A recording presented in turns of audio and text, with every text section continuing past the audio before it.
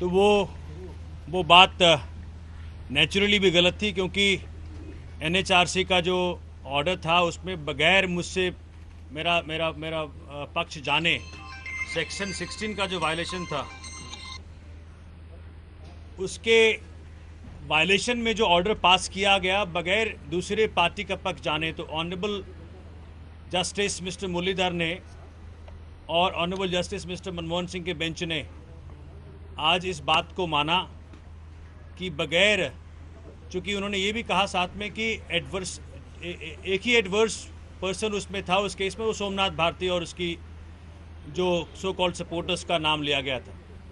Honourable high court ने ये बात भी कही कि बगैर उनका पक्ष जाने अगर ये ऑर्डर पास हुआ है तो इसको क्वाइस करना बहुत ज़रूरी है, और इस कारण उन्होंने एनएचआरसी का जो 29 सितंबर का जो ऑर्डर था, जिसमें कि ऑनरेबल एनएचआरसी के मेंबर्स ने ये कहा था कि युगांडन लड़कियों के ह्यूमन राइट्स का वायलेशन हुआ, उस वक्त के लॉ मिनिस्टर मतलब मेरे बारे में कहा गया कि हमने उनके राइट्स को वायलेट किया और इसलिए 25,000 रुपया उनको मिलना चाहिए कंपनसेशन।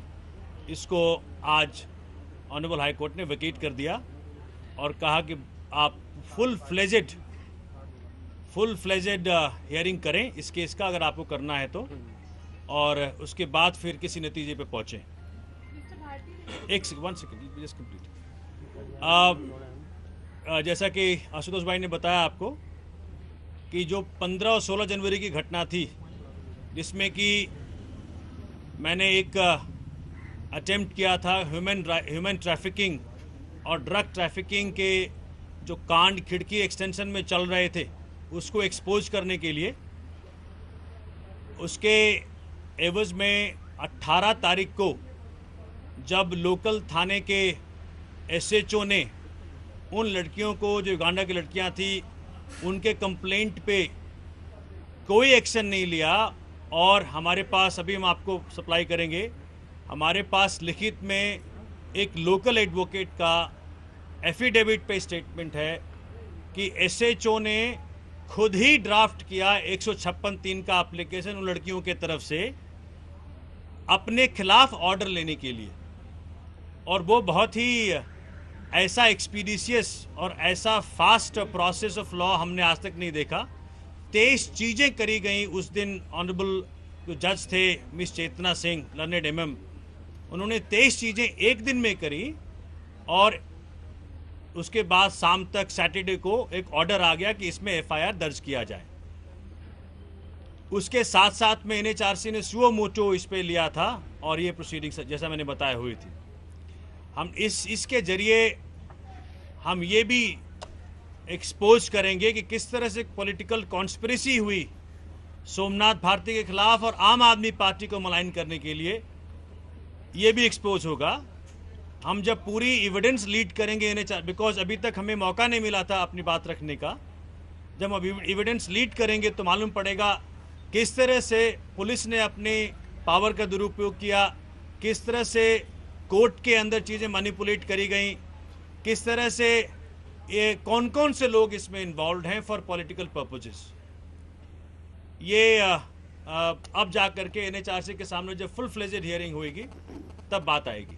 आपको जैसा ज्ञात है कि एफआईआर जो लर्नेड एमएम के सामने चल रहा है, पिछली तारीख पे जब पहली बार चार्जशीट में मेरा नाम आया तो मैंने अपना पक्ष रखने के लिए जब हम कोर्ट के पास गए तो हमने कोर्ट में एक एप्लीकेशन लगाई कि पुलिस ने फैक्ट सप्रेस किए हैं, वीडियो सप्रेस किए हैं, क्योंकि इसमें पूरे का पूरा इंसिडेंट जो है वीडियो रिकॉर्डेड है। इसमें कोई भी चीज़ ऐसा नहीं कि जिसको कि जिसका रिकॉर्ड नहीं है, जिसको देखा नहीं जा सकता। तो जो हमने एप्लीकेशन मूव किया हुआ है 173(8) के अंदर लर्नेड एमएम के सामने, उसका रिप्लाई देना था पुलिस को, पैरावाइज रिप्लाई देना था 27 नवंबर तक। आज तक उसका रिप्लाई नहीं आया है, तो उसमें भी दूध का दूध पानी का पानी होने की संभावना है। अब ये दोनों तरफ, और यही बात मुझे कहनी थी। Thank you. सोमनाथ जी, अगर आप ये सिंगल बेंच के ऑर्डर की बात कर रहे हैं तो वो सिंगल बेंच ने शायद इस वजह से वो आपकी एप्लीकेशन को डिसमिस किया था, ये कहते हुए कि एनएचआरसी ने आपको बाकायदा 13/1/2015 का वक्त दिया है, आप अपना पॉइंट रख सकते हैं। बाकायदा कोर्ट के ऑर्डर में लिखा हुआ है कि NHRC has agreed to consider the plea of the petitioner, यानी कि आपकी बात को जो सुनने को तैयार है, और इस वजह से आपका उस पॉइंट पर जो चैलेंज करना ठीक नहीं था और सिंगल बेंच ने आपके ऑर्डर को रिजेक्ट किया था। तो ऐसे में ये कहना कि हाई कोर्ट ने एनएचआरसी के ऑर्डर को ही जो है सेटिस्फाइड कर दिया है, क्या ये कहना सही है? क्योंकि आपकी भी यही डिमांड थी कि मैं कह रहा हूँ, और अंडरस्टूड योर क्वेश्चन ना। सी, सिंगल बेंच ने ये कहा था कि कोई बात नहीं, जो उन्होंने डिफर किया है 29 सितंबर के अपने ऑर्डर को जो कंपेंसेट करना है 25,000 रुपये, उसको 2 महीने के लिए डिफर किया है। इसका मतलब उन्होंने फ्रेश क्लीन स्लेट के तरह नहीं केस को सुनने का मन बनाया था। तो ये सिंगल बेंच का जो वो ऑर्डर था कि कोई बात नहीं, अब वो तो डिफर कर दिया, लेकिन ऑनरेबल जस्टिस मुरलीधर के बेंच ने आज ये कहा है इस केस को आप बिल्कुल फ्रेश सुनेंगे, वो ऑर्डर सेट असाइड करिए। एक सेकंड मैं बता देता हूँ आपको, क्योंकि उसमें कहा हुआ है। एक सेकंड, नहीं, सिंगल बेंच का ऑर्डर ये कहता है has agreed to consider the plea of the petitioner for recall of the order. आपका जो आप समझ नहीं रहे, सिंगल बेंच का जो जजमेंट था उसको सेट असाइड किया है डबल बेंच के डबल बेंच ने, यही है ना? नहीं, मेरा बहुत विनम्रता पूर्वक ये पूछना है कि सिंगल बेंच के भी ऑर्डर का आप जिक्र कर रहे हैं, दोनों में ये तो स्पष्ट हो रहा है कि एनएचआरसी का ऑर्डर बगैर इनका पक्ष सुने, बगैर इनकी बात सुने, बगैर इनकी बात को जाने दिया गया। एनएचआरसी ने भी माना, तभी क्यों माना? एनएचआरसी ने आपको मौका दिया एनएचआरसी रिकॉल करने में, जो आपका पॉइंट था। एक मिनट, मैं ये कह रहा हूँ कि क्या एनएचआरसी कोई पॉलिटिकल संस्था है? एनएचआरसी एक देश की संवैधानिक निष्पक्ष संस्था है, उसको कोई भी ऐसा ऑर्डर देने का अधिकार नहीं है जिसमें किसी का पक्ष ही ना सुना जाए। तो एनएचआरसी ने गलती की, यही बात आप भी बता रहे हो, सिंगल बेंच के ऑर्डर का जिसका जिक्र कर रहे हो। एनएचआरसी ने गलती की, यही बात डबल बेंच के भी ऑर्डर में आ रही है, यही बात हम भी कह रहे हैं। तो हम आपकी बात से डिफर कहाँ कर रहे हैं?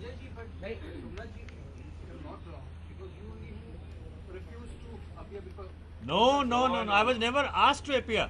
See, Section 16 of NHRC Act mandates that any person whose reputation may get prejudiced is supposed to be heard. Without hearing him, you cannot pass an order. And this was the greatest violation which NHRC did, and that is what has been admitted by Honorable Double Bench, whereby it is said that this matter has to be heard afresh, absolutely clean slate, which was not there in single bench judgment which the gentleman is referring to. Single bench say that all right, they have already deferred the matter for the decision for 2 months. That's not the case. That's not the case. Has to be heard. The case has to be heard clean slate. That's what Honorable Justice Mr. Muralidhar has said today. Mr. Bharti, if understanding from what you were saying, is it fair to say that it does not mean that you will prove whether you are guilty in the case or not? It merely means that your part hasn't been heard by the NHRC and that it shall be done now. एक इस पूरे मामले में दो चीज़ें बड़ी महत्वपूर्ण हैं। पहली चीज़ जो महत्वपूर्ण ये है कि कोई भी किसी का भी फैसला सुनाने के पहले there is a right to be heard, that's a law of natural justice. You cannot dispose of any case, you cannot find anybody guilty without hearing his version. NHRC committed a fundamental mistake. That's the premise on which it's been let go. Not the premise. Mr. Bharti was never asked to appear before the NHRC and present his case. So the right to be heard was violated. That's a law of natural justice. That has to be understood. We are not casting any aspersion on the NHRC, why they did it and in what capacity they did it. But it raises certain fundamental questions. And that is why he moved to the High Court. And now the double bench of the High Court has set aside. He said he has a right to be heard, and if so, start a case afresh. That's all. Simple. Sir, इसी चीज को हिंदी में आज का order क्या कहता है? आपको एक फ्रेश हियरिंग दी जाएगी एनएचआरसी में, क्या कहता है? तो इससे क्या ये प्रूफ होता है कि आपको फिलहाल आज की डेट में क्लीन चिट जो एनएचआरसी ने आपको दोषी ठहराया था उसमें क्लीन चिट मिल गई है? आपके मुताबिक क्या कहता है आज का ऑर्डर? इसका ऑर्डर, आज का ऑर्डर ये कहता है कि जो आपने देखो एनएचआरसी के खिलाफ आज जो ऑर्डर हुआ है, एक एम्बैरेसमेंट की पोजीशन एनएचआरसी के लिए। ये कहा गया कि एनएचआरसी ने अपने कानून के वायलेशन में ही ऑर्डर पास कर दिया। और बड़ी महत्वपूर्ण बात यह है कि जो इन्वेस्टिगेशन टीम एनएचआरसी की, अगर आप उसमें एक पैराग्राफ है ना, उस पैराग्राफ में लिखा है कि हमने मिस्टर भारती या उनके सपोर्टर से इसलिए बात नहीं करी क्योंकि वो पॉलिटिकल सिनेरियो ऐसी थी उस वक्त। तो क्या इन ऐसे तथ्यों के आधार पे आप एक वन साइडेड जजमेंट दे देंगे? तो ये आज ऑनरेबल हाईकोर्ट ने कही है कि भाई ये तो बहुत ये सरासर गलत है। आपको अगर वाकई में इसमें जजमेंट देनी है तो आप दोनों साइड को सुने। चूंकि आपने सुओ मोटू लिया था इस केस को, इसीलिए एक ही एडवर्सोरियल पार्टी है, वो सोमनाथ भारती है। अगर बगैर उनके सुना आप कैसे कर सकते हैं ये बात? तो आज के बाद ऑनरेबल NHRC को मुझे पूरी they have to allow to lead evidence to get witnesses everybody. तो ये जो एविडेंस लीड करने का मौका मिलेगा है ना, वो पूरी की पूरी होगी। क्योंकि ये हरी में आपने NHRC देखिए, एक ट्रायल कोर्ट ऑलरेडी चल रहा था। अब ट्रायल कोर्ट में जो मैटर चल रहा है तो आपको चाहिए था कि भाई ट्रायल कोर्ट चल ही रहा है तो उसको चलने दो, जहां के एविडेंस का प्रॉपर एप्रिसिएशन होगा। आपको जल्दी पड़ी थी, हो सकता है किसी को फायदा पहुंचाना हो, इस कारण से आपने खटाखट गिल्टी करार दे दिया। अखबारों ने भी, टीवी ने सब। सोमनाथ जी, मेरा आपसे ये सवाल है, ये पूरा केस ये है कि आपने बिना पक्ष सुने अपराधी ठहरा दिया, ये गलत है। ये सुनवाई के दौरान ही माना था। हाँ, तो यही पूरा केस है।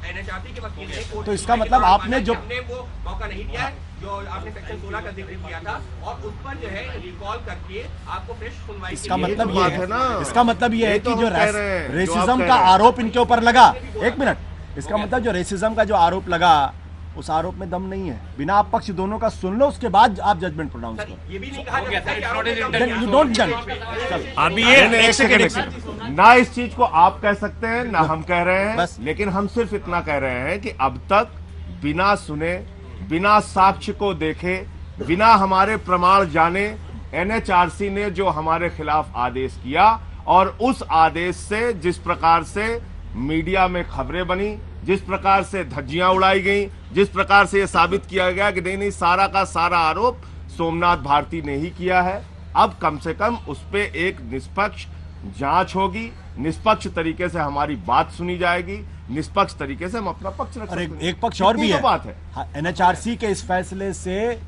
मिस्टर सोमनाथ भारती की मानहानि हुई है और मानसिक प्रताड़ना भी हुई है। अगर आप दोनों पक्ष को सुनने के बाद जजमेंट प्रोनाउंस करते तो किसी को आपत्ति नहीं होती, लेकिन आपने बिना पक्ष सुने किया है, तो एक तरीके से मानहानि भी हुई है, मानसिक प्रताड़ना भी हुई है। और इसीलिए जो दूसरा पेयर हमारा है, हमने 100 करोड़ का डैमेजेस की डिमांड करी government of NCT of Delhi, NHRC और दिल्ली पुलिस से।